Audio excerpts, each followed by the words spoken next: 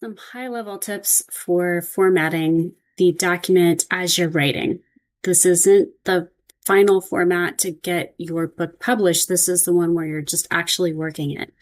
So I have 4 tips. One, starting off with, if you're Apple, I'm sorry, I can't help you. I prefer Word just because that's what I use. It's easy, it's simple, and you do not need to worry about page layouts. You don't need to worry about margins, none of that. This alone would have saved me almost half of the hours I lost because I kept reformatting my file and pictures, and it was a bunch of nonsense. I just didn't know. You do that at the end when you're doing a picture book. So number one, your home base is going to be, you can do, if you have your chapter title, your concept title, whatever is a heading, all of your text, the body of the chapter is normal. That's it right here.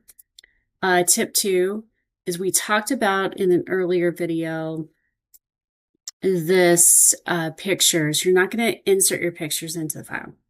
We're just going to make a text call out for them.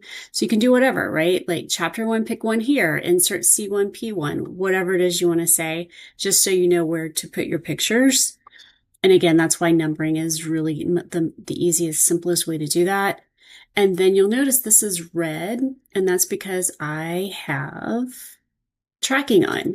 So tracking, whether it's just for yourself, if you're inviting others to do some comments or some edits for you. But this will be really, really helpful when you're editing yourself and you want to remember what you did, or so you can see what you edited from last time. And then like this, we could say new title here. And you see how that didn't do anything. But if I come up here and I go track changes and I wipe this out and I say title here, it will show me what I edited. So you can keep track of everything that you've done. And then when you're ready to accept them, you can accept here and go on and accept all, or just the one that you're on.